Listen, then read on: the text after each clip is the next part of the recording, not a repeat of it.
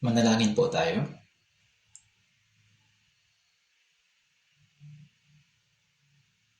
Banal at mahabagin naming Ama sa Langit na sa amin ay nagmamahal, kami na dating lumayo sa inyo at namuhay sa kasalanan, ay nararapat na tumanggap ng inyong poot, parusa at kapahamakan. Ngunit dahil sa inyong dakilang awa at pag-ibig, pinasa ng Panginoong Hesus ang sumpa at kahatulan na dapat ay para sa amin.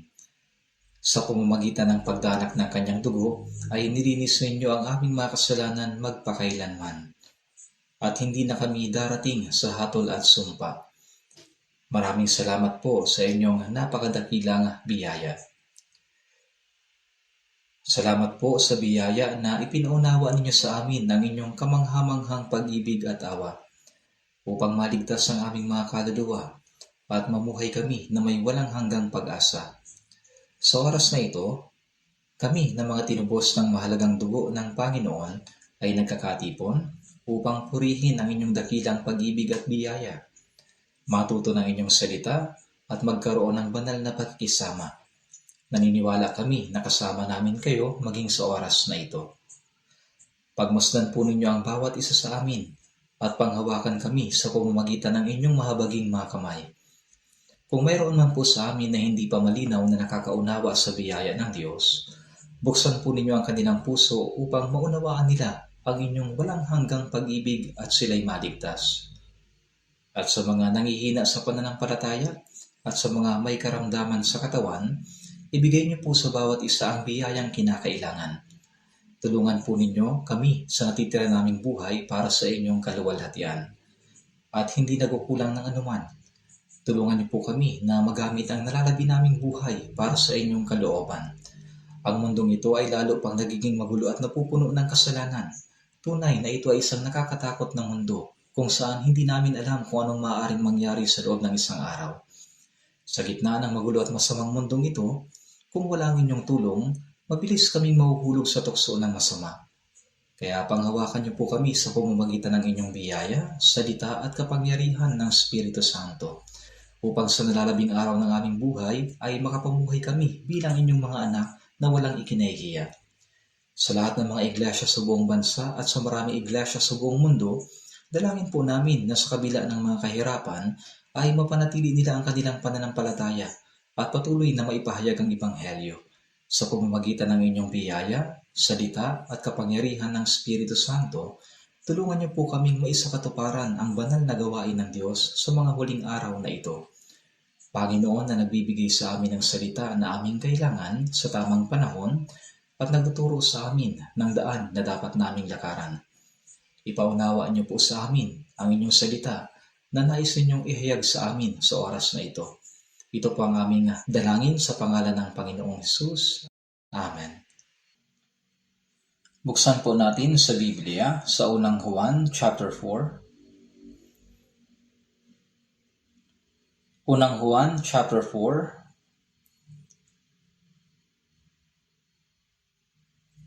verse 10 to 12. Unang Juan chapter 4, verse 10 to 12. Unang Juan chapter 4, verse 10 to 12. Basahin po natin. Narito ang pag-ibig, hindi sa tayo'y umibig sa Diyos, kundi siya ang umibig sa atin, at isinugo ang kanyang anak na pantubos sa ating mga kasalanan. Mga minamahal, kung tayo'y inibig ng Diyos ng gayon, nararapat na mag-ibigan din naman tayo sa isa't isa. Walang nakakita kailanman sa Diyos, kung tayo'y nag-iibigan sa isa't isa, ang Diyos ay nananatili sa atin, at ang kanyang pag-ibig ay nagiging sakdal sa atin. Noong nakaraang linggo, nagsalita ako tungkol sa pag-ibig ng Diyos, at ngayon ay ipagpapatuloy ko ito. Ang buong Biblia ay napupuno ng pinakamahalagang salita. Nakasulat dito kung sino ang Diyos, kung ano ang ating kapalaran sa harapan niya, at kung ano ang ginawa niya upang tayo'y iligtas. Ngunit kung mayroong isang pinakakahangahangang pahayag sa buong Biblia. Ito yung matatagpuan sa 1 John chapter 4 verse 16. Ang Diyos ay pag-ibig. Ito ay tila simple ngunit malalim na katotohanan.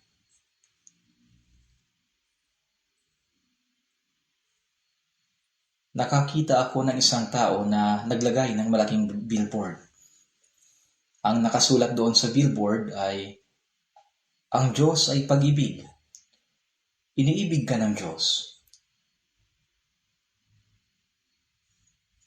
Malinaw na sinasabi sa Biblia na tayong lahat ay makasalanan sa harapan ng Diyos. Na malayo tayo sa Kanya. Na tayo mga kaaway niya dahil sa kasalanan. Gayunpaman, sinasabi rin sa Biblia na naawa ang Diyos sa lahat ng tao at iniibig niya tayo. Sa Mateo chapter 18 verse 14, sinasabi, "Kaya't hindi kalooban ng inyong Ama na nasa langit na ang isa sa maliliit na ito ay mapahamak." Ibig sabihin, hindi kalooban ng Diyos na mapahamak ang isang makasalanan. Hindi natutuwa ang Diyos sa kapahamakan ng isang kaluluwa. Sapagkat ang lahat ng tao ay nilikha ayon sa larawan ng Diyos.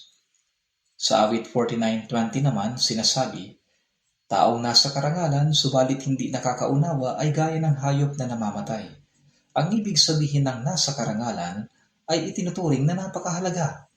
Ngunit kahit na tayo ay itinuturing na napakahalaga, kung hindi makakaunawa, gaya lang ng hayop na namamatay. Ang mga hayop ay hindi nilikha para sa Diyos. Ang halaman ay nilikha para sa hayop. At ang lahat ng hayop ay nilikha para sa tao. Ang tao naman ay nilikha ayon sa larawan ng Diyos, para sa banal na plano at layunin ng Diyos. Upang mabuhay ng walang hanggan kasama ang Diyos, upang maging maluwalhati na tulad ng Diyos, ang tao ay kailangang pumasa sa isang pagsubok. Ang dyablo na pinalayas dahil sa pagnanais na maging kapantay ng Diyos ay kumikilos. At kapag napagtagumpayan ng tao ang pagsubok ng dyablo, doon niya matatamo ang karapatan na maging tulad ng Diyos. Ngunit ang unang taong si Adan, siya ay nabigo sa pagsubok. Siya ay pinalayas sa halamanan ng Eden. At ang lupa ay isinumpa. Kaya ang mga tao sa ibabaw ng lupa ay nakakaranas ng paghihirap, ng lungkot, ng sakit at kamatayan. Ito ang ibinigay ng Diyos na hatol at sumpa sa nagkasala. Ngunit hindi dito nagtatapos ang lahat. Sa kabila ng kasalanan, gumawa ang Diyos ng paraan upang iligtas ang kaluluwa ng tao. May isang talata sa Biblia na alam kahit ng mga hindi sumasampalataya kay Jesus. Alam ninyo ito. Ito ang John chapter 3 verse 16. Sapagkat gayon na lamang ang pag-ibig ng Diyos sa sanlibutan na ibinigay niya ang kanyang tanging anak, upang ang sino mang sa kanya ay sumampalataya ay huwag mapahamak, kundi magkaroon ng buhay na walang hanggan. Noon, kapag ang mga Koreano ay pumupunta sa Amerika, dati noon, may ganitong tanong. Tinatanong kung ikaw ba ay Kristiyano. Kung sasabihin mong oo, tatanungin ka nila, ano ang paborito mong verse sa Biblia? Kung sasabihin mo yung John 3:16, pasado ka kaagad. Ito ang paboritong talata sa Biblia. Sa loob ng isang talatang iyon, nakapaloob ang buong pag-ibig ng Diyos. Ngunit, kahit na ito ay sa ulado ng mga tao, napakarami sa kanila, hindi talaga tunay na nakakaunawa sa pag-ibig ng Diyos. kahit nasa ulado pa nila ang verse na ito. Ngunit gayon na lamang ang pag-ibig ng Diyos sa sanlibutan. Ang kahulugan ng sanlibutan ay ang mga tao sa mundo. Lahat ng tao ay nilikha ayon sa larawan ng Diyos. Kung titingnan natin sa unang Juan, chapter 2, verse 2, siya ang kabayaran para sa ating mga kasalanan. At hindi lamang para sa atin, kundi para din sa kasalanan ng buong sanlibutan. Ang Panginoon ay namatay sa krus, hindi lamang para sa mga mananampalataya, kundi para sa lahat ng tao sa mundo. Siya'y namatay upang tubusin ang kasalanan ng lahat ng tao. At kung maunawaan mo ang biyaya at pag-ibig ng Diyos, at kung ikaw ay sasampalataya rito, ikaw ay maliligtas. Upang maligtas, ang isang makasalanan ay hindi kailangan gumawa ng mabuti o mga espesyal na bagay para sa Diyos. Hindi ito kailangan. Ang kailangan lamang ay maunawaan niya at paniwalaan niya ang pag-ibig ng Diyos. Hindi ba't ito'y kahanga-hanga? Gayunpaman, napakarami pa ring mga tao ang hindi nakakaunawa sa pag-ibig ng Diyos. Marami pa ring tao hindi talaga naunawaan ang pag-ibig ng Diyos. Hindi nila ito inuunawa. Tinatanggihan nila ang Diyos. Sila'y tumatakbo patungo sa pagkawasak.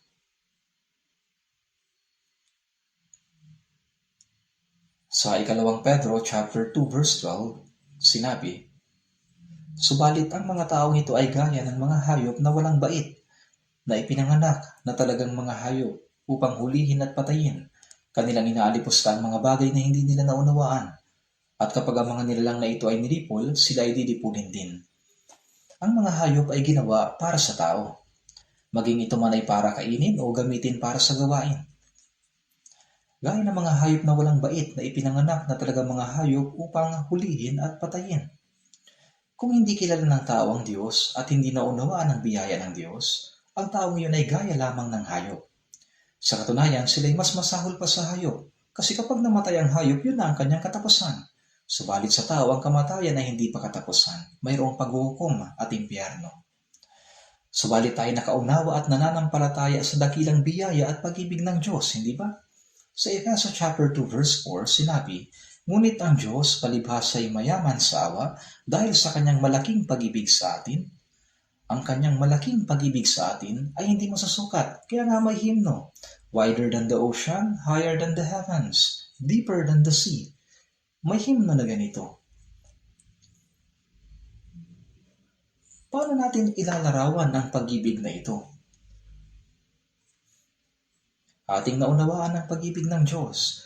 Natanggap natin ang kapatawaran ng mga kasalanan, ang kaligtasan, at tayo naging anak ng Diyos na mayroong pag-asang makapasok sa langit magpakailanman. Hindi ba't ito'y hindi kahanga-hanga? Ito'y napakakamangha-mangha. Tayong mga makasalanan ay nakatadhana sa paghukom at pagkawasak. Gayunpaman, minahal tayo ng Diyos. Ibinigay niya ang kanyang tanging anak upang mamatay sa krus para sa ating kaligtasan. At pagkalipas ng 3 araw, siya'y muling nabuhay. Nagpakita siya sa loob ng 40 araw at umakyat sa langit. Pinatunayan niya na siya ang Kristo na isinugo ng Diyos, ang tagapagligtas. Ipinahayag niya na ang Ebanghelyo ay kakalat mula sa Jerusalem hanggang sa kaduluduluhang bahagi ng lupa. At sa panahon natin ngayon, ito'y nakarating na sa Korea. Sa dulong bahagi ng silangan, nakarating na. Para maunawaan din naman natin ang biyaya ng Diyos, para manampalataya at maligtas din tayo, at magkaroon ng buhay na walang hanggan. Para magkaroon din tayo ng pag-asa sa langit. Ito ay talagang isang kahangahangang bagay.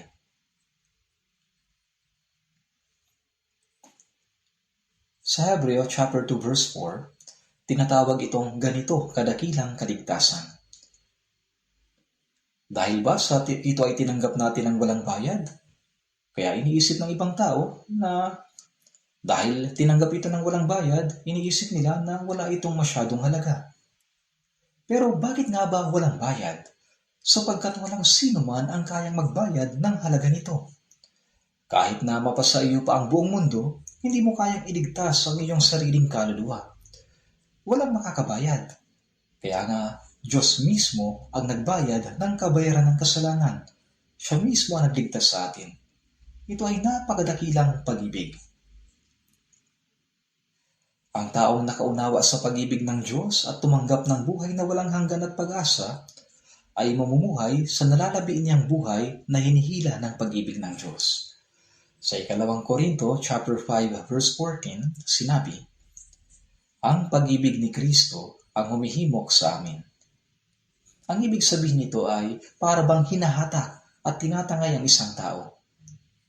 Kapag naunawaan natin ang pag-ibig ng Diyos, ang natitirang buhay natin ay parang hinahatak ng kanyang pag-ibig. Nabubuhay tayo na hinahatak, tinatangay, hinihila ng pag-ibig ng Diyos. May mga taong nakagawa ng krimen na itinatali ng lubid at hinahatak. Ano pa't wala na silang kalayaan. Subalit tayo ay nakatali sa lubid ng pag-ibig ng Diyos. Nakatali sa kanyang pag-ibig. Tayo ay hinahatak sa natitirang bahagi ng ating buhay. Kaya nga sinasabi sa 2 Korinto chapter 5 verse 14, ang pag-ibig ni Kristo ang humihimok sa amin. Ibig sabihin, hinihila tayo ng kanyang pag-ibig. Sinabi rin na ang isa ay namatay para sa lahat, kaya ang lahat ay namatay. Tayong lahat ay kabilang dito sa lahat. May isang namatay para sa bawat isa sa atin. Sino siya? Siya ang Panginoong Hesus. Siya ang bugtong na anak ng Diyos.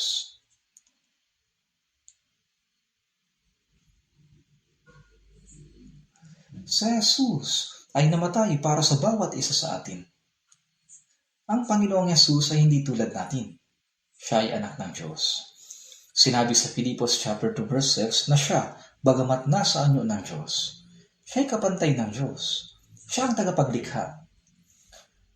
Sa Genesis chapter 1 verse 26, sinabi ng Diyos, dalangin natin ang tao sa ating larawan, ayon sa ating wangis. Bakit natin? Ito'y dahil ang Ama, ang Anak at ang Espiritu Santo ay ang tatlong persona ng Diyos. Hindi ito nangangahulugan na tatlo ang Diyos. Ito ay isang hiwaga na mahirap maunawaan ng tao. Iisang tagapaglikhang Diyos, subalit tatlong persona, Ama, Anak at Espiritu Santo. Ang anak ay si Jesus. Kaya nang likhain ng Diyos ang langit at ang lupa, naroon na rin si Jesus. Sa Kawikaan chapter 8 verse 30 sinabi, nasa tabi niya ako gaya ng punong manggagawa, at ako ang kanyang pang-araw-araw na ligaya. Ito'y si Jesus ang manlilikha. Siya hindi isang tao. Bagamat kapantay ng Diyos, tinanggihan niya ang kanyang sarili upang maging tao at mailigtas ang sangkatauhan. Ang Diyos na pumarito sa anyo ng tao, ito ay si Jesus. Siya ay pinanganak ng isang babae sa isang sabsaban sa Bethlehem at namuhay ng 30 taon bilang isang anak ng mahirap na karpentero. Siya ay naging tulad natin. Pagkatapos nito, sa loob ng kanyang 3.5 taon ng pampublikong ministeryo, siya ay gumawa upang magligtas ng mga kaluluwa. Pinatunayan niya na siya ang Kristo na isinugo ng Diyos. Naglakbay siya sa buong lupain ng Israel. Binuhay niya ang mga patay, nilinis ang mga kitongen, binuksan ang mata ng mga bulag. Siya ay nagpalayas ng mga demonyo, gumawa ng maraming himala, ipinangaral niya ang salita, at ipinahayag niya na siya nga ang Kristo. Ipinahayag niya na siya nga ang Kristo. Subalit marami sa mga Israelita ang tumanggi sa kanya. Bakit? Ito ay dahil sa loob ng mahabang panahon, sila ay nasa ilalim ng pananakop ng ibang bansa, ng Babylonia, ng Persia, ng Greece, at ng Roma. Sa panahon ni Jesus, Noong panahon ni Jesus, ang mundo ay pinamumunuan ng Roma at nasakop nila pati ang Israel. Sila'y sa pilitang pinagbabayad ng buwis kay Augustus Caesar. Ang mga sundalong Romano ay yunurakan ang Jerusalem at ang tanging daig nila ay kalayaan. Iniisip nila na kapag dumating ang Mesiyas, kanyang pababagsakin ng Roma at magtatayo ng kaharian sa mundo. Kaya nang si Jesus ay dumating, hindi nila tinanggap si Jesus dahil hindi niya tinupad ang kanilang inaasahan.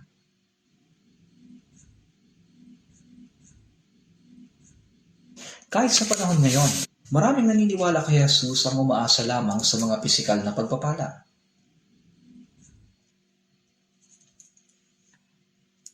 Kalusugan ng kanilang pamilya, tagumpay ng kanilang anak, pag-aasawa at mabuting kinabukasan. Wala itong pinagkaiba sa ibang relihiyon. Tinatawag itong prosperity faith. Dinanais nila ang mga pagpapala, subalit tinatanggihan ang kaligtasan ng kaluluwa. Kaya nga maraming pumupunta sa church ang hindi pa rin naliligtas. Sa John chapter 3 verse 3, sinabi ni Jesus, malibang ang isang tao ay ipanganak na muli, ay hindi niya makikita ang kaharian ng Diyos. Hindi siya makakapasok at hindi rin niya ito makikita.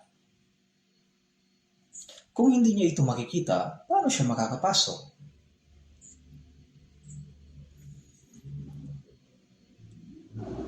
At sa John chapter 3 verse 5, sinabi ni Jesus, malibang ang isang tao ay ipanganak ng tubig at ng spirito, hindi siya makakapasok sa kaharian ng Diyos.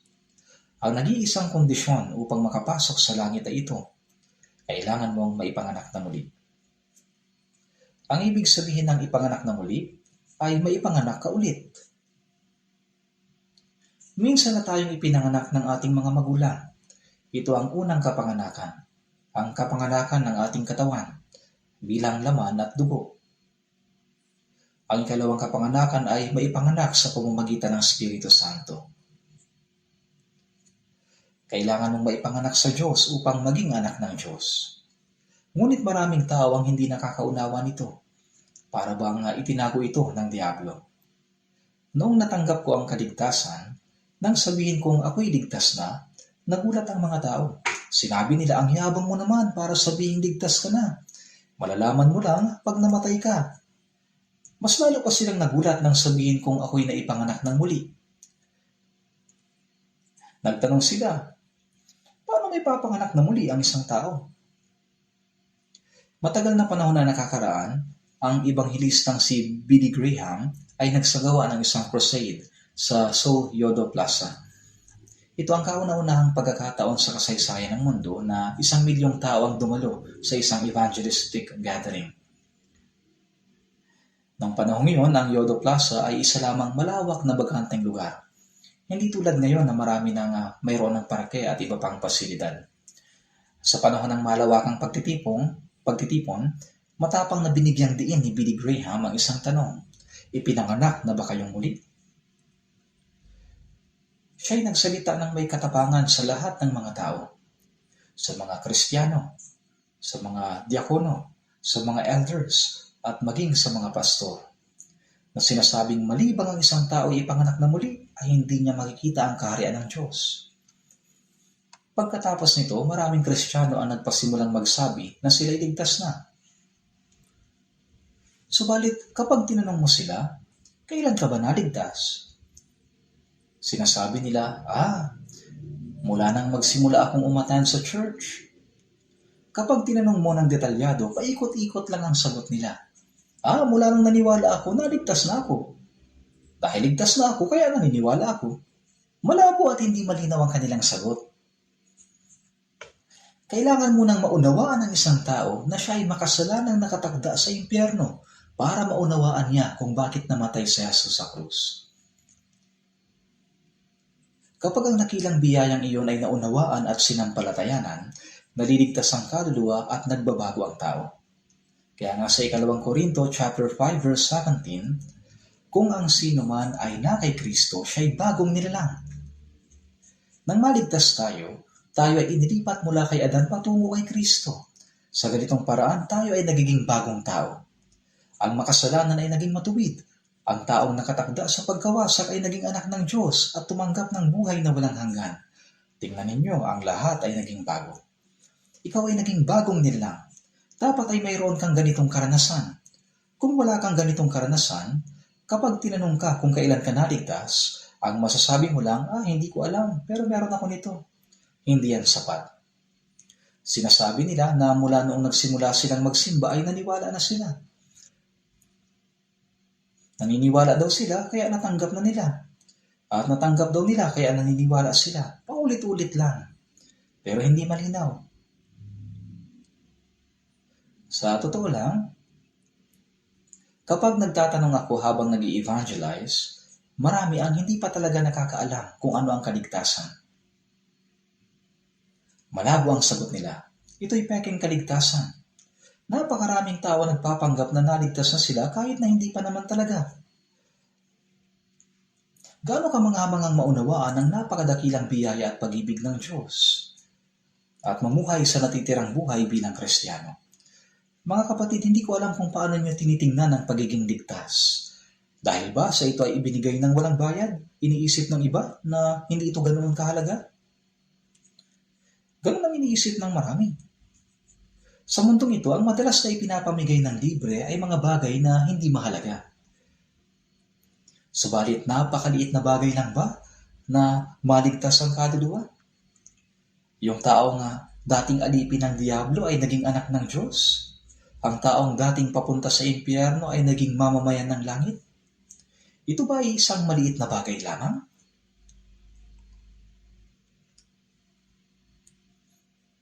Ako man, bago ako naligtas, mga 10 taon din akong nagsikap ng husto. Akala ko ay makukuha ko ang unang upuan sa langit. Hindi ko naranasan ang kasiyahan ng mundo tulad ng ibang kabataan. Bata pa lang ay nagsisimba na ako at kapag may ipinapatay yung church building, tumutulong ako. Minsan nga ay nasugatan pa ako habang nagtatrabaho. Nag-aral ako sa seminaryo ng 4 na taon at masigasig na nangaral sa mga tao. Akala ko ay ako na ang pinakamahusay na mananampalataya. Pero nang tanungin ako kung kailan ako naipanganak na muli, labis akong nagulat. Binigyan din nila na kung hindi mo alam kung naipanganak na muli ka o hindi pa, yun ay patunay na hindi ka pa naipanganak na muli. Nang suriin ko kung kailan ako ipinanganak na muli, napagtanto ko na wala pa akong ganoong karanasan. Napalampas ko yun nang hindi namamalayan. Kaya sa huli, napagtanto ko na hindi pa pala ako naipanganak na muli. Kung hindi ka naipanganak na muli, ang masigasig na pangangaral ay hindi magdadala sa iyo sa langit. Bago ako naligtas, ako pa nga ang namahala sa isang simbahan at nangaral ako sa loob ng 2 taon. Tuwing Sabado, masigasig akong nangangaral gamit ang mga tracts o leaflets. At tuwing bakasyon, pumupunta ako sa mga probinsya para mag-ibanghelyo. Subalit walang sinasabi ang Biblia na pupunta ka sa langit kapag ginawa mo ang mga bagay na ito. At noong October 30, 1962, bandang 8:00 ng gabi, tuluyan kong naunawaan ang biyaya ng Diyos. Ang mga dakilang mangangaral na tulad nina John Wesley, Charles Spurgeon, George Whitefield at D.L. Moody ay malinaw na nagsasabi kung kailan sila na ipanganak na muli. Binabanggit nila ang buwan, taon, araw at maging ang oras. Hindi ang oras o petsa ang mahalaga, kundi ang malinaw nilang karanasan. Kahit na nakakalimot ako sa maraming bagay, ang karanasan kung paano ako naipanganak na muli ay hindi ko maaaring makalimutan. Maaaring makalimot ako sa maraming bagay, pero hindi sa karanasan kung paano ako naipanganak na muli. Sa ngayon, nasa 63 o 64 na taon na ang lumilipas. Marami nang nangyari at hindi ko na maalala ang lahat. Malibang pag-isipan kong mabuti, hindi ko na matandaan. Hindi ko na maalala kung saan ako natutulog noong nagsimula akong mangaral pagkatapos maligtas. Marami rin akong pinagdaanan. Ako'y nagutom, umiyak ng maraming beses, ngunit unti-unti nang naglalaho sa aking alaala ang mga detalyeng iyon. Gayunpaman, ang mga pangyayaring may kaugnayan sa aking kaligtasan ay nananatiling malinaw na parang kahapon lamang nangyari. Totoo ito. Ito isang malinaw at tiyak na karanasan. Ang ibig sabihin ng pagiging ligtas ay naunawaan ng biyaya at pag-ibig ng Diyos. Sa John chapter 5 verse 24, katotohanang sinasabi ko sa inyo, ang nakikinig ng aking salita at sumasampalataya sa Kanya na nagsugo sa akin ay may buhay na walang hanggan at hindi darating sa kahatulan, kundi lumipat na sa buhay mula sa kamatayan. Hindi ka na darating sa kahatulan. Lumipat ka na mula sa kamatayan tungo sa buhay. Nagbago na ang iyong destinasyon mula sa impyerno patungo sa langit. Paano mo magagawang kalimutan ang bagay na ito? Kaya ang pinakakamanghamanghang salita ay matatagpuan sa unang Juan chapter 4. Ang Diyos ay pag-ibig. Kaya sa pagkakataong ito, sa tingin ko, kailangan nating pag-usapan ng mas malalim ang tungkol sa pag-ibig ng Diyos. Hayaan ninyong basahin ko ulit ang 1 John chapter 4 verse 10. Narito ang pag-ibig, hindi sa tayo'y umibig sa Diyos, kundi siya ang umibig sa atin at sinugo ang kanyang anak na pantubos sa ating mga kasalanan. Narito ang pag-ibig. Sa mga alagad na Jesus, si Apostol Juan na sumulat nito ang siyang pinaka-nakaunawa sa pag-ibig ng Diyos. Inilarawan niya ang kanyang sarili bilang alagad na minamahal na Jesus. Habang ang mga alagad ay tumakas ng dakpin si Jesus, si Juan ay hanggang sa paanan ng krus. Kasama niya si Maria na ina na Jesus. Kaya nga bago mamatay si Jesus sa krus, sinabi niya kay Juan,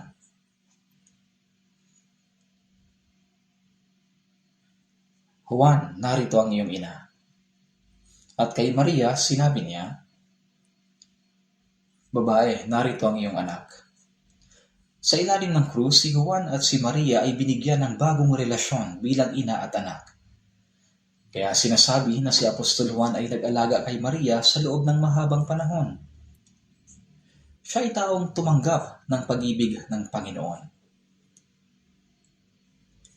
Higit niyang naunawaan ang puso ng pag-ibig ng Diyos. Dahil dito, sumulat si Juan ng 5 aklat, ang Ebanghelyo ni Juan, 1, 2, at 3 Juan, at ang aklat ng Apokalipsis. Sa mga ito, ang unang Juan ang pinakamalinaw na nagtuturo tungkol sa pag-ibig ng Diyos. Habang ang mga alagad ay naging martir, si Apostol Juan ay ipinatapon sa isla ng Patmos. Doon siya dinala. At doon, natanggap niya ang pahayag at isinulat niya ang aklat ng Apokalipsis.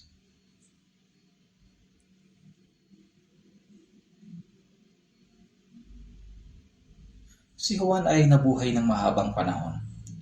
Nang tumanda si Apostol Juan, hindi na siya makagalaw ng maayos.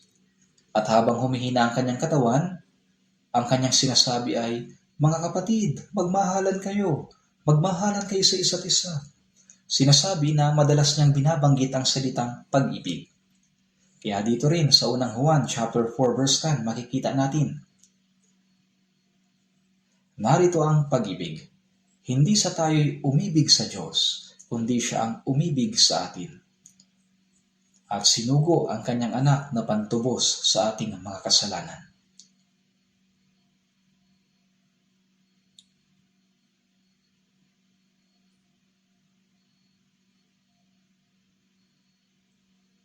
Ipinaliwanag niya ng detalyado ang tungkol sa pag-ibig na yon. Basahin natin ang verse 9. Dito nahayag ang pag-ibig ng Diyos sa atin sapagkat sinugo ng Diyos ang kanyang bugtong na anak sa sanlibutan upang tayo mabuhay sa pamamagitan niya. Narito ang pag-ibig. Sinasabi na narito ang pag-ibig at ipinaliwanag ang pag-ibig ng Diyos sa sanlibutan na ibinigay niya ang kanyang tanging anak. Ang sanlibutan ay tumutukoy sa lahat ng tao sa buong mundo. Minamahal ng Diyos ang lahat ng tao na nasa ilalim ng kapangyarihan ni Satanas. Ibinigay niya ang kanyang tanging anak upang tayo mabuhay sa pamamagitan niya. Upang tayo mabuhay sa pamamagitan niya. Bakit? Dahil tayo ay patay. Lahat ng tao na nagmula kay Adan ay ipinanganak na patay ang kaluluwa dahil sa kasalanan. Ngunit upang mabuhay ang patay na kaluluwa, paano ito mangyayari? Ang kabayaran ng kasalanan ay kamatayan. Kaya hanggat hindi natutubos ang kasalanan, hindi maaaring mabuhay ang patay na kaluluwa. Kaya upang tayo mailigtas, tinanggap ni Jesus ang lahat ng hatol at sumpa na dapat sana ay sa atin. Kaya si Jesus na walang kasalanan ay hinatulan ng kamatayan. Siya ay hinagupit ng latigo. Pinasan niya ang krus. Dinala siya sa lugar ng pagbitay. At ipinako sa krus mula alas 9 ng umaga hanggang alas 3 ng hapon sa loob ng 6 na oras. Tinanggap niya ang pinakamalupit na kahihiyan at sakit na maaaring maranasan ng isang tao sa krus. Labis siyang nagdusa. Sa huli, sinabi niya, Diyos ko, bakit mo ako pinabayaan? Pinabayaan siya ng panahong iyon. Bakit? Upang hindi mapabayaan ang mga makasalanan. Pinabayaan niya ang kanyang bugtong na anak bilang kapalit. Sinabi ni Jesus, natupad na. At nang siya'y namatay, ayon sa Biblia, nawala ang liwanag ng araw sa loob ng 3 oras. Kahit sa kalagitnaan ng araw ay naging madilim. At nagkaroon ng lindol. Nagluksa ang langit at lupa. Tumalikod ang Diyos. Doon isinagawa ang paghuhukom para sa lahat ng makasalanan sa mundo. Kaya sinabi, narito ang pag-ibig. Hindi sa tayo umibig sa Diyos, kundi siya ang umibig sa atin. Ngayon, basahin natin ng sabay-sabay ang verse 11. Mga minamahal, kung tayo inibig ng Diyos ng gayon, nararapat na mag-ibigan din naman tayo sa isa't isa. Dito, sinasabi, tayo'y inibig ng Diyos ng gayon. Sapagkat gayon na lamang ang pag-ibig ng Diyos. May isang high school teacher na nanampal sa isang estudyante. Marahil nagkamali ang estudyante kaya sinampal niya ito. Pagkatapos niyang sampalin, tinanong niya, o gaano kasakit? Kaya sabi ng estudyante, ganito kasakit. Pagkatapos sinampal din niya ang guro ng pareho. Ganito natin maiintindihan ang gayon. Kailangan mo talagang maranasan para maintindihan. Kung tatanungin ka kung gaano kasarap ang isang pagkain, malalaman mo lang kapag natikman mo. Ganito rin ang pag-ibig ng Diyos. Hindi natin kayang isipin kung gaano ito kalaki. Ipinadala niya ang kanyang bugtong na anak upang mamatay para sa atin. Ang pag-ibig na iyon ay tunay na kamangha-mangha. Marami tayong himno tungkol sa pag-ibig ng Diyos.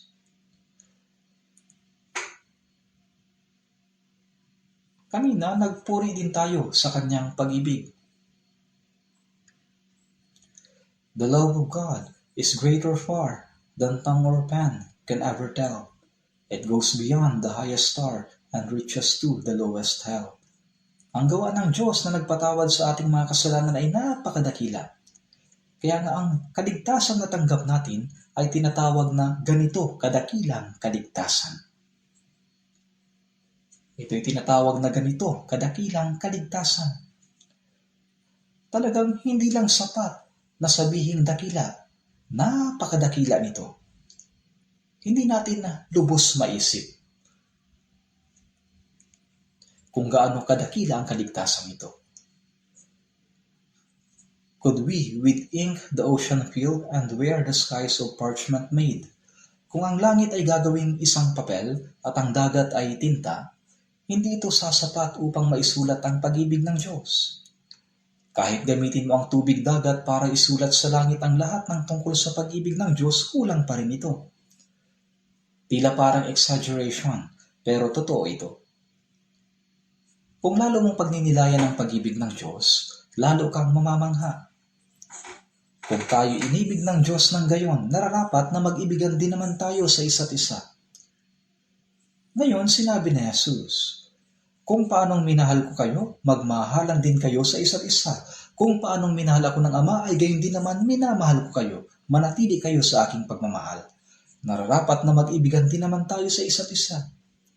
Walang nakakita kailanman sa Diyos. Tama, wala pang nakakita sa Diyos.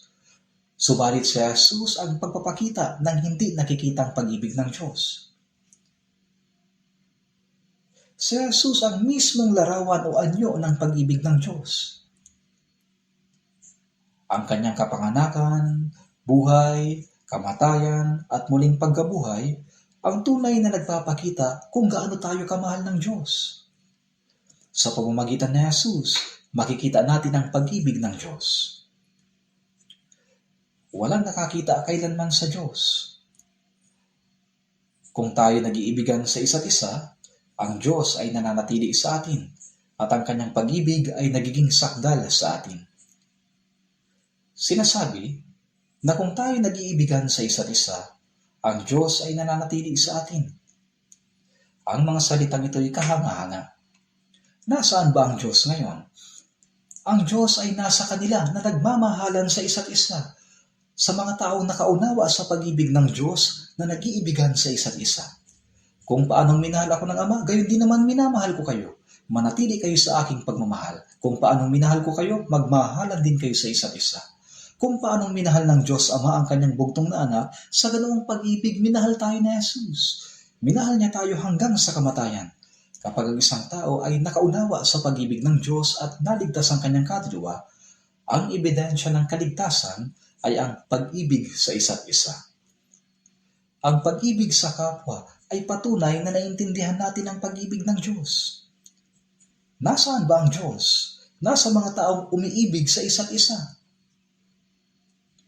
Ang mga salitang, kung tayo'y nag-iibigan sa isa't isa, ang Diyos ay nananatili sa atin at ang kanyang pag-ibig ay nagiging sakdal sa atin. Ang mga salitang ito ay nangangahulugan na ang pag-ibig ng Diyos ay unti-unting nagiging ganap, nabubuo sa atin. Ang pag-ibig ng Diyos ayon sa Efeso chapter 3 verse 19, ang luwang, haba, taas at lalim ay nauunawaan ng higit at higit pa. Habang unti-unti nating naintindihan ang pag-ibig na ito, napupuno tayo ng lahat ng kapuspusan ng Diyos. Ngunit hindi natin ito magagawa ng mag-isa. Ang mga taong nakakaunawa sa pag-ibig ng Diyos ay lalo pang lumalago sa pag-ibig habang nagmamahalan. Kahit ang mga tao sa mundo ay kumakanta ng mga awit tungkol sa pag-ibig. Simula nang nakilala kita, nalaman ko ang pag-ibig, nang nalaman ko ang pag-ibig, nalaman ko ang kasiyahan. Kumakanta rin sila. Pero sa katotohanan, kahit ilang beses mo basahin ang libro tungkol sa pag-ibig, hindi mo talaga mauunawaan ang pag-ibig kung hindi mo ito mararanasan. Ganito rin ang pag-ibig ng Diyos. Nang tayo'y naligtas, nakilala natin ang kanyang pag-ibig. Ngunit ang luwang, haba, taas at lalim ng kanyang dakilang pag-ibig ay unti-unti pa nating natutuklasan. Habang natutuklasan natin ito, ang pagkatao ni Kristo ay unti-unting nabubuo sa atin. Kaya sabi sa Biblia, ang kanyang pag-ibig ay nagiging sakdal sa atin. Nang paunti-unti, dahan-dahan.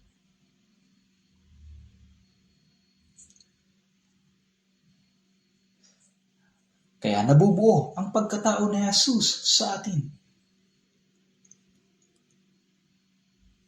Sa Galatia chapter 4 verse 19, Minamahal kong mga anak, na para sa inyo ay muli akong nakakaranas ng hirap ng panganganak hanggang si Kristo ay mabuo sa inyo.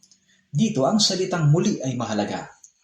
Nang mangaral si Pablo upang iligtas ang mga tao, siya'y naghirap para maligtas sila.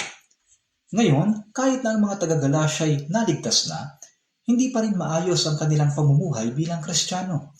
Hindi nila matukoy ang biyaya sa kautusan. Nalilito sila. Kaya sa labis na pag-aalala, sinabi ni Apostol Pablo, muli akong nakakaranas ng hirap ng panganganak sa inyo. Ang isang ina ay dumaranas ng hirap ng panganganak at pagkatapos ay muli siya nagpapagal upang palakihin ang anak na yon.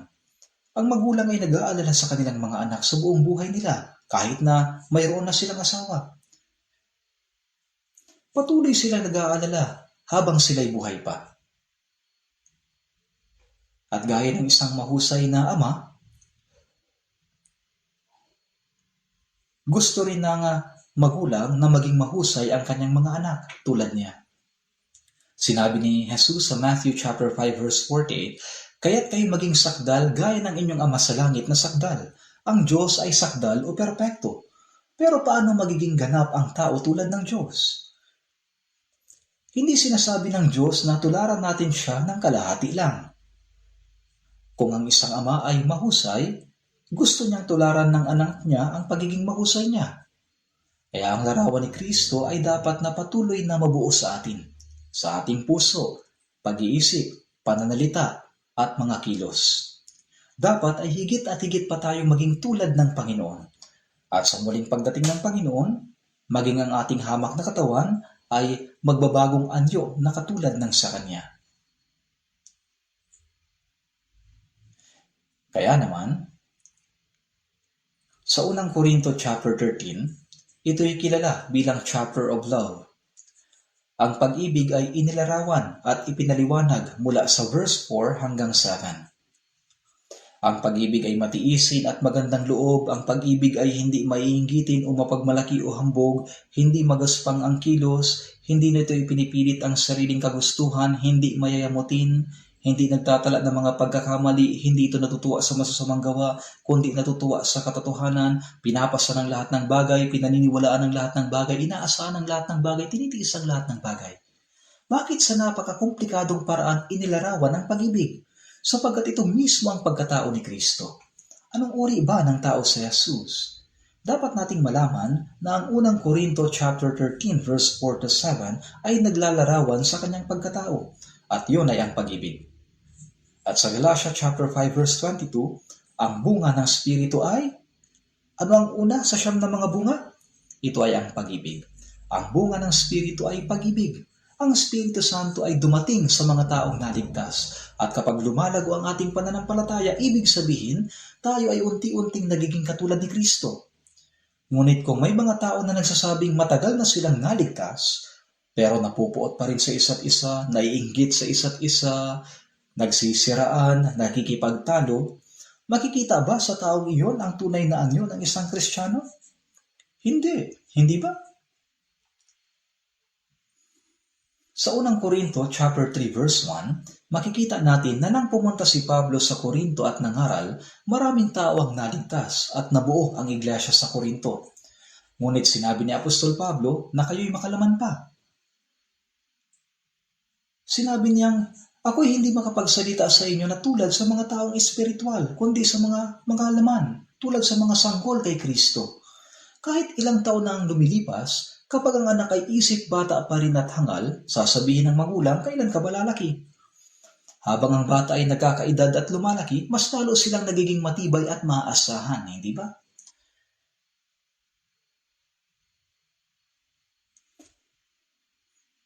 Pero paano kaya kung kumikilos pa rin at nagsasalita ng walang ingat?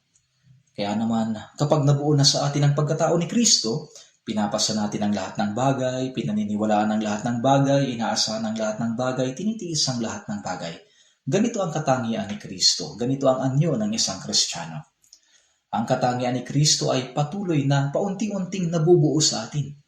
Kaya nga ang mga taong dating kinamumuhian natin ay nagagawa na nating kahabagan at mahalin. Natututo tayong maawa at magmahal sa lahat gaya ng puso ni Jesus. Ngayon ang mga monghe, Sino naman ang ginagaya nila? Lagi silang nakaharap kay Buddha at hinahampas ang kahoy na pamalo. Itong mga monghe, inaahit nila ang kanilang buhok at kapag tumutubo, inaahit ulit nila ito. Kapag may pagnanasa, pinipigilan nila ito. Ginagaya nila si Buddha ng paunti-unti na mukhang mahinahon at mabait. Parang nagiging katulad sila ni Buddha. Ngayon tayo mga Kristiyano, sino ba ang dapat na tinutularan natin? Pag-isipan ninyo ito. Kung ang mga Buddhist nga ay tinutularan si Buddha, hindi ba't ang mga taong sumasampalataya kay Jesus ay dapat na tumulad sa Diyos Ama at kay Jesus? May isang librong isinulat si Thomas Campes na pinamagatang The Imitation of Christ. Sinasabi nito kung paano tularan si Kristo. Sinabi rin ni Apostol Pablo sa unang Korinto 11 verse 1, maging tulad kayo sa akin gaya ko kay Kristo. Talagang tinuraran ni Pablo si Kristo. Siya ay naging tulad ni Kristo ng higit at higit pa. Pagkatapos maligtas, ginugol ni Apostol Pablo ang kanyang buong buhay upang ipangaral ang Ebanghelyo. Isinulat niya ang 14 na aklat sa Bagong Tipan.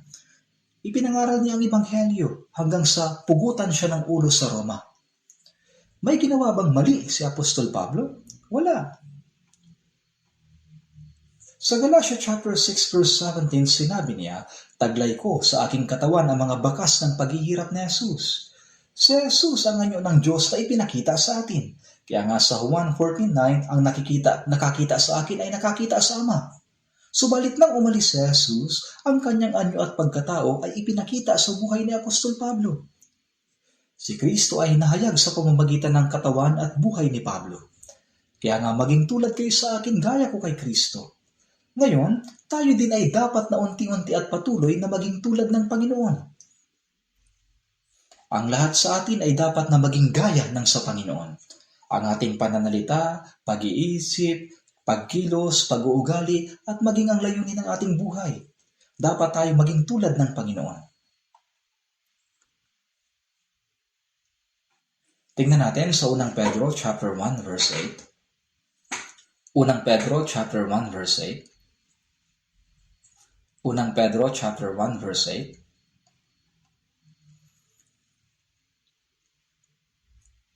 Basahin natin ng sabay-sabay. Hindi ninyo siya nakita, gayon may inyong iniibig.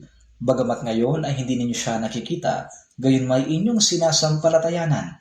At kayo nagagalak na may galak na hindi may paliwanag at puspos ng kaluwalhatian.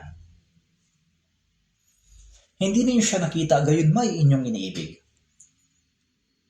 Ito ang isinulat ni Pedro. Ang tagatanggap ng sulat na ito ay silang hindi nakakita kay Jesus. Sinabi niya, hindi niyo siya nakita, gayon may inyong iniibig. Bagamat ngayon ay hindi niyo siya nakita. Hindi natin nakita ang Panginoon at hindi rin natin nakita ang Diyos. Subalit sa pamamagitan ng salita, sumampalataya tayo sa Diyos at sa kanyang mga gawa. At sa pamamagitan ng salita, nakilala natin si Jesus at naunawaan natin ang kanyang pag-ibig at katangian. Sa pamamagitan ng salita, bagaman hindi natin nakita.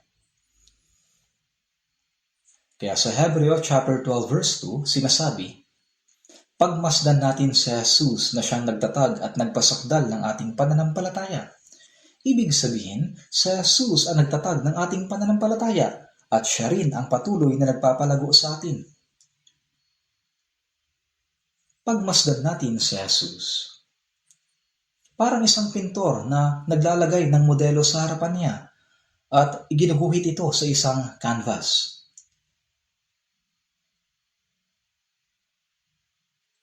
May isang lola na iginuhit ang mukha ko at talagang kamukha. Nang pumunta ako sa Moscow, may isang artist na gumuguhit ng mga portrait. Kaya sinabi ng kasama ko, Pastor, subukan nyo kayang magpagawa. Kaya iginuhit niya ang mukha ko gamit ang lapis. At talagang kamukhang kamukha. Kamukhang kamukha. Nakapaskil pa ito sa aking study. Ang galing ng pagkakaguhit. Inilipat niya ang mukha ko sa canvas. Ganito rin ang ibig sabihin ng pagmasdan natin sa Jesus. Inililipat natin si Jesus sa ating puso at buhay. Habang pinagmamasdan natin siya, unti-unti tayong nagiging tulad niya. Alam niyo ba ang tinatawag na TEGYO o prenatal education? Ito yung kapag nabuntis ang isang babae, sinasabi nila na maglagay daw siya ng picture ng tao na kanyang hinahangaan. At kung patuloy daw niya itong titingnan, yung baby sa kanyang sinapupunan ay magiging katulad daw ng taong yon. Totoo ba yon? Parang hindi naman. Pero para sa atin, patuloy nating pinagmamasdan si Jesus. Habang pinagmamasdan at iniisip natin si Jesus, dapat tayong magsikap na mas lalo pang maging tulad niya. Dapat ay patuloy natin siyang tularan. Huwag nating tularan ang Diablo dahil tayo'y naligtas na. Kung pagmamasdan natin ang mga tao sa mundong ito, ang kanilang pag-iisip, pananalita at pagkilos ay nagiging katulad ng masama. Minsan nga pati ang mukha nila nagbabago na rin. Bagamat ngayon ay hindi nyo siya nakikita, gayon may inyong sinasampalatayanan at kayo nagagalak na may galak na hindi maipaliwanag at puspos ng kaluwalhatian na inyong tinatanggap ang bunga ng inyong pananampalataya, ang kaligtasan ng inyong mga kaluluwa. Tayo ay nagagalak sa Panginoon na may galak na hindi maipaliwanag at puspos ng kaluwalhatian. Kaya sa mga awit 18 verse 1, sinabi ni David, "Iniibig kita o Panginoon aking kalakasan. Ang Panginoon ang aking buhay, lakas at walang hanggang pag-asa." Iniibig kita o Panginoon. Kaya niyo ba itong sabihin sa Kanya? Ibinuhos ng Panginoon ang lahat ng Kanyang pag-ibig para sa atin nang walang pag-aalinlangan. Ibinigay niya ang Kanyang buhay para sa atin. Walang mahigit pang pag-ibig kaysa rito na ibigay ng isang tao ang kanyang buhay dahil sa kanyang mga kaibigan. Ito yung nakasulat sa John chapter 15 verse 13. At ano ang kasunod nito? Dapat kabisado natin. Kayo'y aking mga kaibigan kung ginagawa ninyo ang mga bagay na aking iniuutos sa inyo. Kung ginagawa ninyo ang mga bagay na aking iniuutos sa inyo. Ang Panginoon ang siyang namatay para sa atin. Iniligtas niya ang makasalanang gaya natin at ginawa niya tayong kanyang mga kaibigan. Ngayon na naunawaan na natin ang pag-ibig ng Panginoon, ang kanyang pag-ibig ay dapat na manatili sa ating puso. At paunti-unti, ang pag-ibig na iyon ay dapat na mabuo at maging ganap sa loob natin.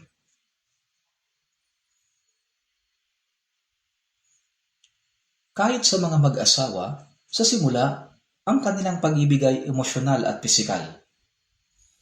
Pagkatapos, dumarating sa punto na parang napipilitan na lang silang magmahal. Ano pa nga ba ang magagawa, di ba? Pero habang tumatagal, sa pamamagitan ng hirap at ginhawa, ang kanilang pag-ibig ay nababago at nagiging mas malalim. Nagiging pag-ibig sa pagkatao. Kaya pagkatapos palakihin ng mga anak at maranasan ng maraming hirap, kapag nakapag-asawa na ang mga anak at umalis na sa bahay, naiwan pa rin na magkasama ang mag-asawang may uban. Sa Korea, bihira mong makita ang ganito. Pero kapag pumupunta ako sa Amerika o Europa, nakikita ko sa mga parke ang matatandang mag-asawa. Parehong puti na ang buhok, magkahawak kamay habang naglalakad. Minsan sila'y nakaupo, nag-uusap ng may lambing, napakabanal at napakagandang tingnan. Yun ay pag-ibig na nagmumula sa pagkatao, malalim at totoo.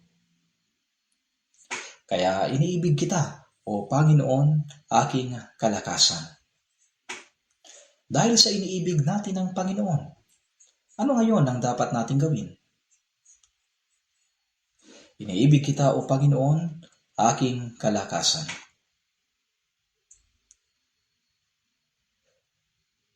Ngayon, dapat nating sundin ang salita ng Panginoon. Dahil sa iniibig natin siya, kailangan nating sundin ang kanyang mga salita. Tingnan natin sandali sa John chapter 14 verse 21.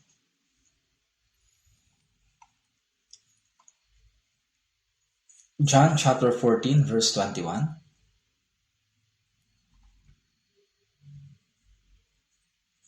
John chapter 14 verse 21.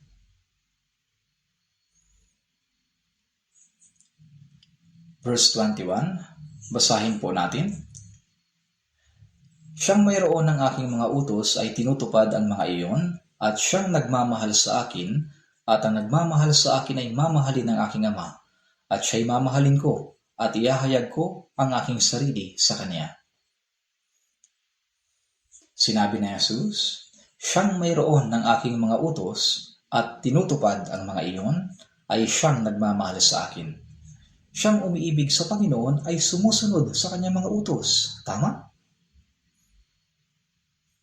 At ang nagmamahal sa akin ay mamahalin ng aking Ama. Sa palagay ko ay nasabi ko na ito. Ngunit sa mga awit 145 verse 20, iniingatan ng Panginoon ang lahat ng umiibig sa Kanya. Iniingatan ng Diyos ang lahat na nagmamahal sa Kanya. Iniingatan niya ang lahat ng sa Kanya'y umiibig. Mas iniibig ng Diyos ang mga nagmamahal sa Kanya. Kapag minamahal natin si Jesus, higit pa tayong mamahalin ng Diyos. Nang tayo naligtas, naunawaan natin ang pag-ibig ng Diyos. Naunawaan natin ang pag-ibig na ibinigay niya sa atin. Ngayon, kapag ang isang taong ligtas ay nagmamahal sa Panginoon,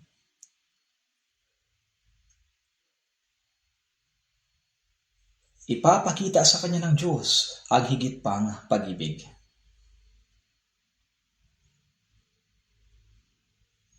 Kung ang isang anak ay mapagmahal sa kanyang mga magulang, mas lalo siyang mamahalin ng kanyang mga magulang. Pero kahit na anak siya, kung siya ay pasaway at puro problema ang dala, sasabihin ng kanyang mga magulang, ano kaya ang gagawin ko sa anak kong ito? Ngunit kung ang anak ay mapagpasalamat sa kanyang mga magulang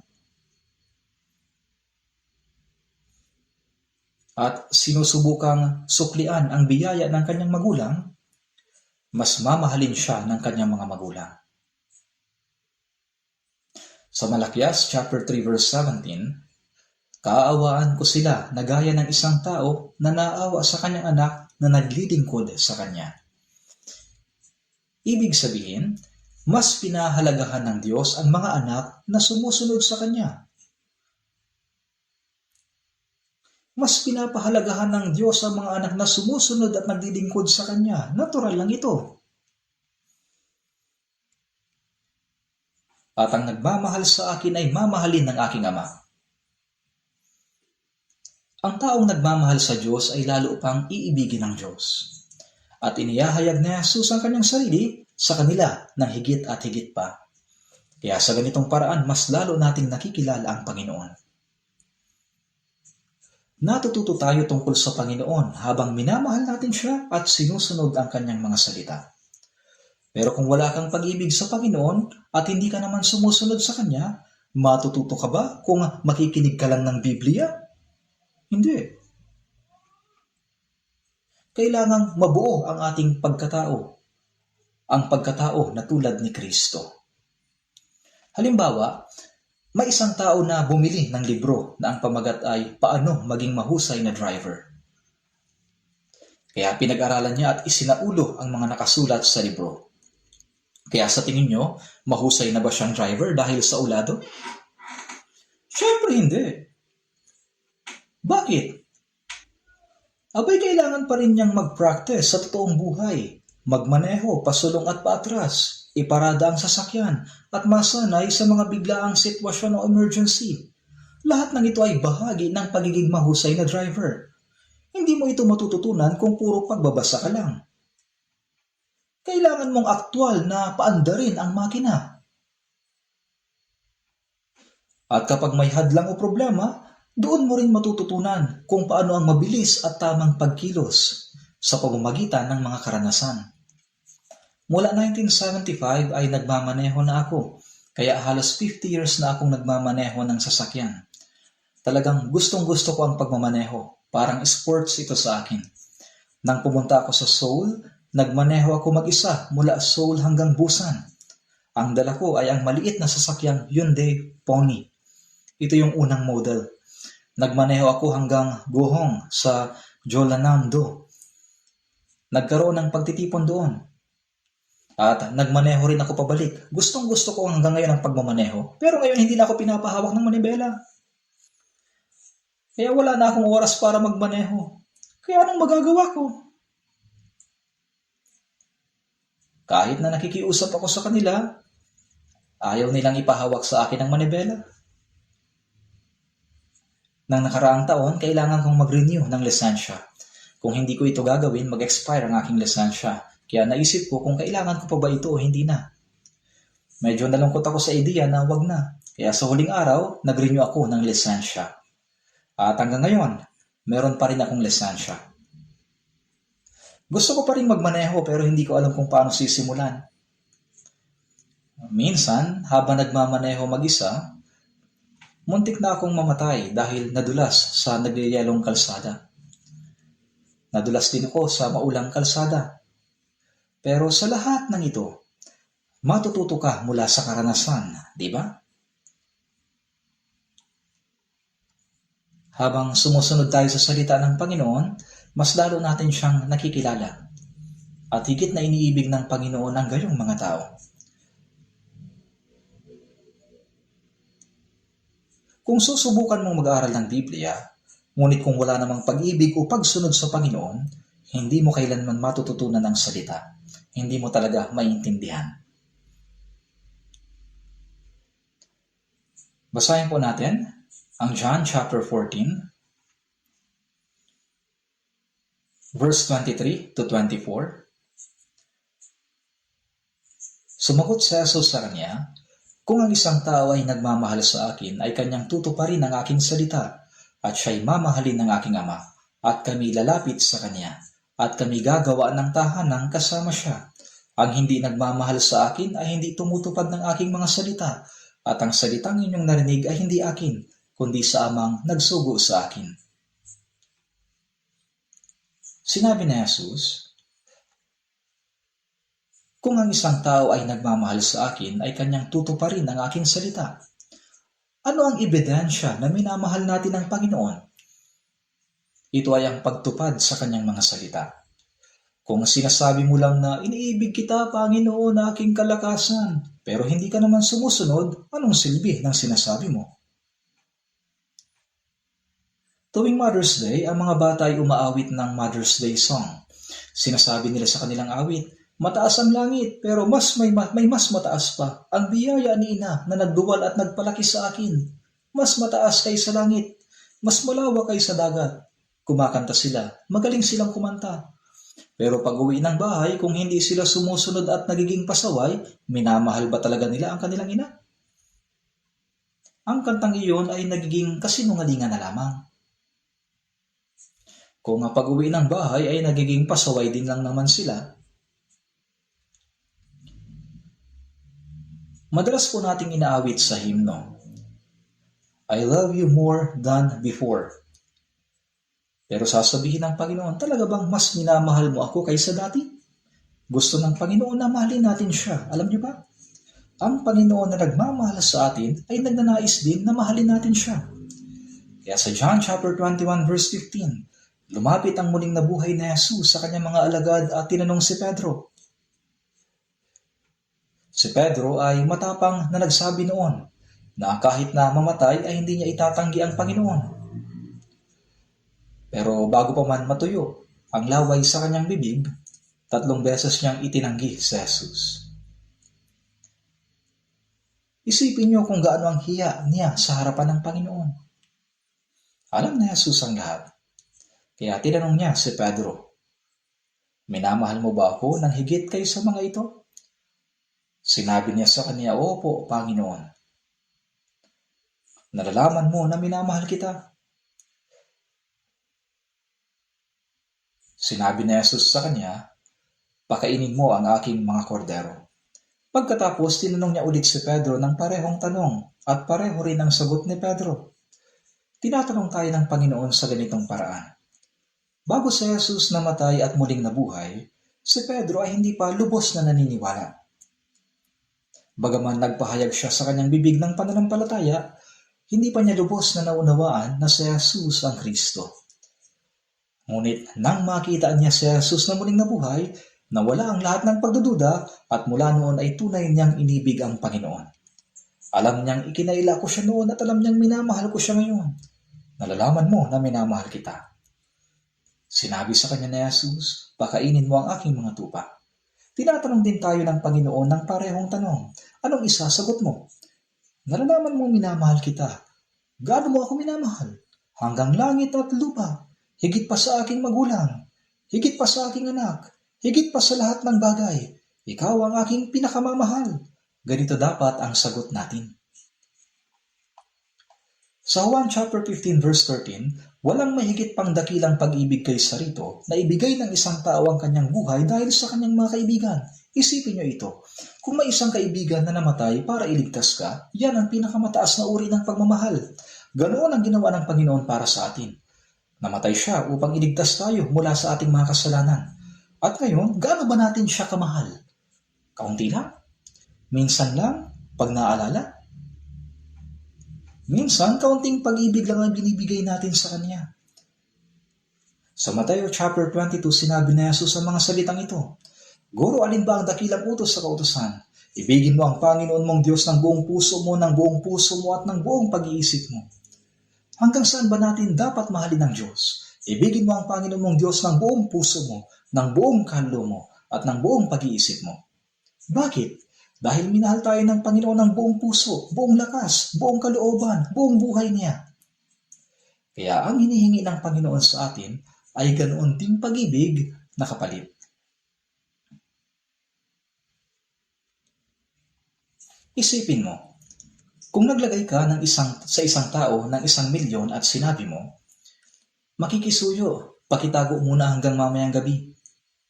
At pagsapit ng gabi, bumalik ka, pero 300,000 na lang ang ibinigay sa iyo. Sapagkat sabi niya, yung 700,000 daw, bayad sa pagpapatago mo ng pera. Kung gano'n, anong gagawin mo? Magpapasalamat ka na lang ba at aalis? Anong klaseng mapang-abusong magnanakaw yan? Sandali mo lang ipinagkatiwala ang pera, tapos nang kukunin mo na gano'n na kalaki ang binawas niya? Malaking problema ito. Ang hinihingi ng Panginoon na ibalik natin ay ang pag-ibig na ibinigay niya sa atin. Sa Mateo 10:37, ang umiibig sa ama o sa ina ng higit kay sa akin ay hindi karapat-dapat sa akin, at ang umiibig sa anak na lalaki o anak na babae ng higit kay sa akin ay hindi karapat-dapat sa akin. Ibinigay ng Panginoon ang kanyang buhay para sa atin. Kaya anumang hingi ng Panginoon sa atin, meron ba talagang bagay na masasabi nating labis o sobra?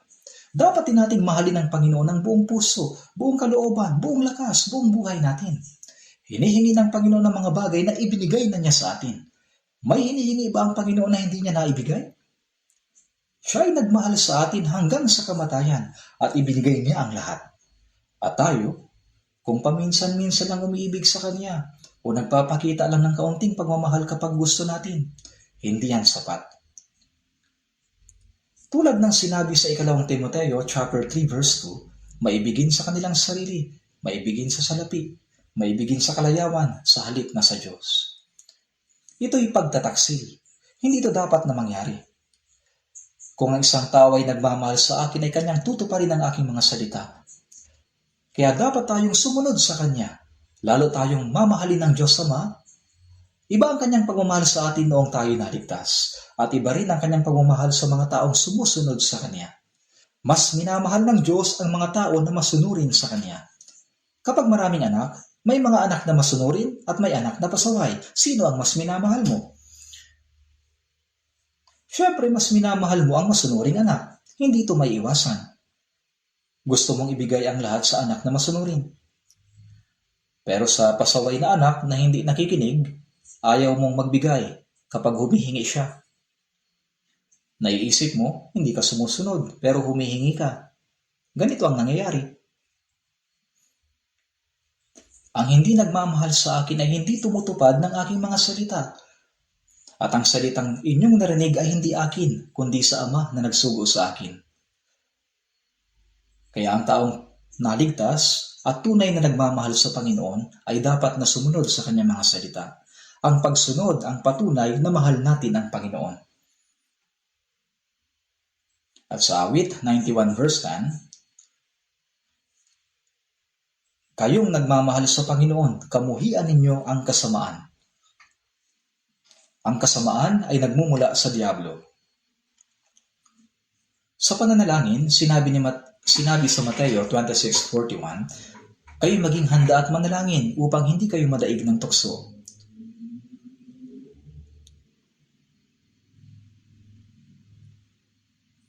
Upang hindi tayo mahulog sa kasamaan, kailangan nating magbantay laban sa Diablo. Ang kasamaan ay nagmumula sa Diablo. Kahit sa mga naligtas na Kristiyano, kapag nag-isip na gumawa ng masama, inilalagay ng Diablo ang ganitong kaisipan. Tulad ng ginawa niya kay Judas Iscariote. Inilagay niya sa puso nito ang pagnanais na ipagbili si Jesus. Kinokontrol niya ang isip at pagkatapos ito ay nagiging pagkilos. Ayon sa John chapter 13 verse 2, inilagay ng Diablo sa puso ni Iscariote na anak ni Simon na ipagkanulo siya. Kaya una, iniimpluwensya niya ang kaisipan. Pagkatapos ito ay lumalabas sa gawa. Kaya sinasabi sa awit 97 verse 10, kayong nagmamahal sa Panginoon, kamuhian ninyo ang kasamaan. At sa Roma chapter 8 verse 28, nalalaman natin na sa lahat ng mga bagay, ang Diyos ay gumagawa sa ikabubuti ng mga umiibig sa Kanya, sa kanila ng mga tinawag alinsunod sa Kanyang layunin. Ibig sabihin, ang isang taong umiibig sa Diyos, ang lahat na nangyayari sa kanyang buhay ay nagiging paraan upang matupad ang kalooban ng Diyos. Kapag namumuhay ka na umiibig sa Diyos, gagamitin niya ang bawat pangyayari sa iyong buhay para maisakatuparan ang kanyang mabuting layunin. Kilala niyo ba si Jose? Ang ikalabing isang anak ni Jacob? Siya ay pinakamamahal ng kanyang ama. Ngunit nagalit sa kanya ang kanyang mga kapatid. Kaya sinubukan siyang patayin ng kanyang mga kapatid. Ngunit sa huli ay ipinagbili siya bilang alipin sa halagang 30 pirasong pilak. Pagkatapos na ipagbili, napunta siya sa bahay ni Potifar bilang alipin. Si Jose ay matipuno, tapat at matalino. Kaya pinagkatiwalaan siya ni Potifar upang maging tagapangasiwa ng kanyang sambahayan. Siya ay pinagkatiwalaan ni Potifar. Ngunit ang problema, nang makita ng asawa ni Potifar si Jose, napansin niya na siya ay magandang lalaki. Kaya kinindatan niya si Jose at sinubukang tuksuhin. Pero palagi siyang iniiwasan ni Jose. Tinukso ng babae si Jose upang magkasala. Ngunit tumanggi si Jose at sinabi, Ginang, pinamumunuan ko ang lahat sa bahay na ito, pero hindi ikaw. Ikaw ay asawa ng aking amo. Isang araw, nang walang ibang tao sa loob ng bahay, sinunggaban siya ng babae at pilit na sinubukang akitin.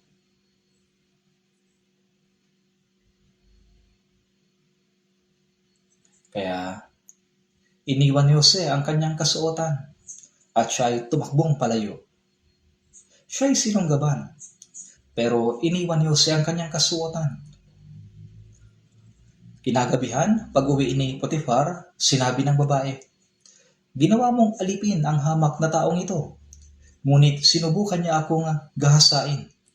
Nang sumigaw ako, iniwan niya ang kanyang damit at tumakas. Patayin mo siya. Napakasama ng loob ng babae at gusto niyang ipapatay si Jose. Nagduda si Potifar sa asawa niya pero wala siyang magawa, kaya ipinakulong niya si Jose. May espesyal na bilangguan para sa mga alipin at opisyal. Doon din nila si Jose.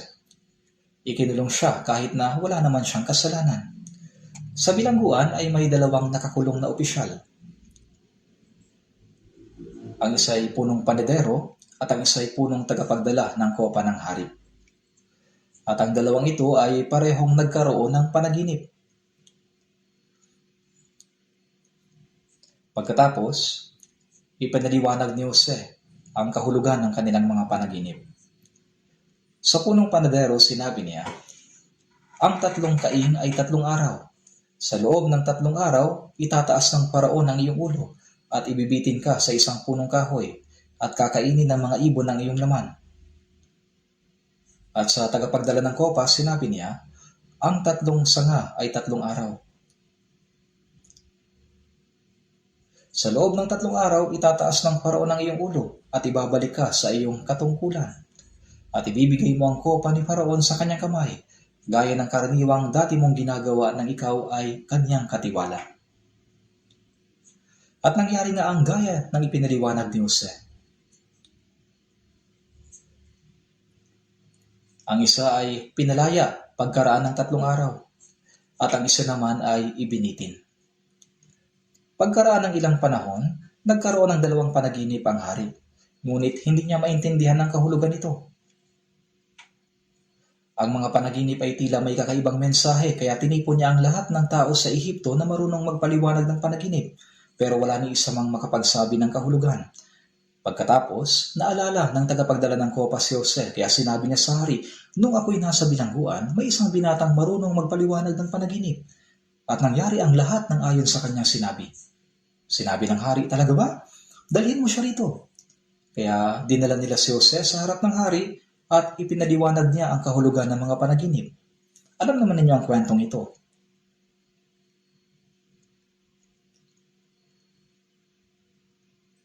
Magkakaroon ng 7 taong kasaganahan at 7 taon ng matinding tagutom.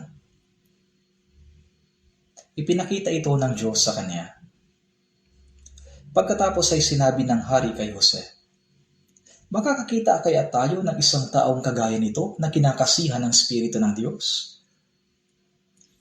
Dahil sa kanyang pagpapaliwanag sa mga panaginip, si Jose, mula sa pagiging isang bilanggo, ay naging punong ministro ng Ehipto.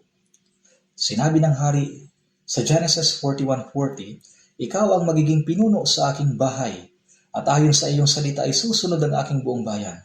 Tanging tungkol lamang sa pagkahari, magiging mataas ako kaysa sa iyo. Si Jose ay naging pinuno sa Ehipto. Dahil dito, nailigtas niya ang Ehipto mula sa tagutom. Nagkaroon din ng tagutom sa lupain ng Kanaan, kung saan naroon ang kanyang mga magulang at mga kapatid. Kaya pumunta ang kanyang mga kapatid sa Ehipto upang bumili ng pagkain. At doon nila nakatagpo si Jose. Dahil kay Jose, nalampasan nila ang tagutom. Alam ninyo ang buong kwento, di ba? Nang una, hinatulan siya ng kanyang mga kapatid at ipinagbili bilang alipin. Siguro, umiiyak siya habang kinakaladkad nila noon. Kahit na wala siyang kasalanan, kinamuhian siya ng kanyang mga kapatid at ipinagbili bilang alipin. Pagkatapos, ipinakulong pa siya dahil umiwas siya sa tukso ng asawa ni Potifar. Ngunit inilibas siya ng Diyos mula sa bilangguan at ginawa siyang punong ministro ng Ehipto. Mga kapatid, kahit anong paghihirap ang naranasan ng isang Kristiyano habang namumuhay ayon sa salita ng Diyos, kayang gawin ng Diyos ang lahat ng iyon para sa kabutihan. Ayon sa Roma 8:28, nalalaman natin na sa lahat ng mga bagay, Diyos ay gumagawa sa ikabubuti. Hindi alam ni Jose ang dahilan ng kanyang pagdurusa. Ngunit habang lumilipas ang panahon, nakita niya na ang lahat ng iyon ay gawa ng Diyos. Sa ating buhay pananampalataya, kapag sumusunod tayo sa salita ng Diyos at namumuhay ayon sa kanyang kalooban, kailangan nating maunawaan na ang maraming pagsubok at paghihirap na dumarating ay palaging mayroong layunin. Ito ay upang ibigay ng Diyos ang mas mabuti para sa atin.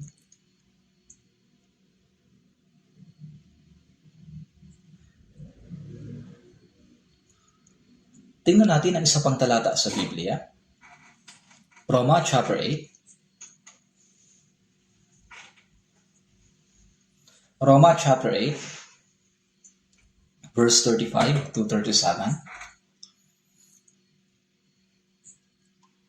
Roma chapter 8, verse 35 to 37. Roma chapter 8, verse 35 to 37. Basahin natin mula verse 35. Sino ang makapaghihiwalay sa atin sa pag-ibig ni Kristo? Ang kahirapan ba, o ang kapigatian, o ang pag-uusig, o ang tagutom, o ang kahubaran, o ang panganib, o ang tabak? Gaya ng nasusulat, dahil sa iyo kami pinapatay sa buong araw. Kami tinuturing na mga tupa sa katayan.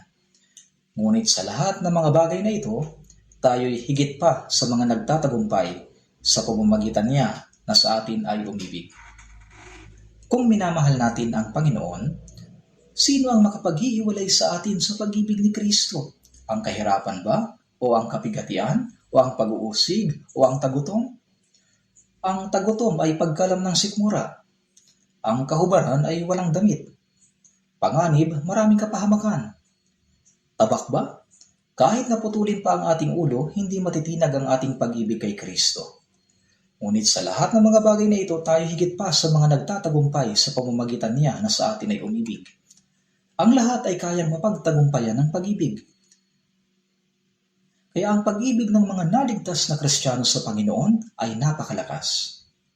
Sa kasaysayan, maraming Kristiyano ang dinakip ng mga emperador ng Roma. Sila'y ipinakain sa mga leon, sinunog sa apoy, pinatay. Ngunit patuloy nilang minahal ang Panginoon. Hanggang sa huling hininga ng kanilang buhay, sila'y umawit at nagpuri sa Kanya. Sino ang makapaghihiwalay sa pag-ibig na iyon? Walang sino man. Ang pag-ibig sa Panginoon ay hindi matitinag ng kahit na ano, sapagkat tayo higit pa sa mga nagtatagumpay sa pamamagitan niya na sa atin ay umibig. Hindi lamang basta nagtagumpay, kundi higit pa sa nagtagumpay. Hanggang dito na lang po muna. Manalangin na tayo.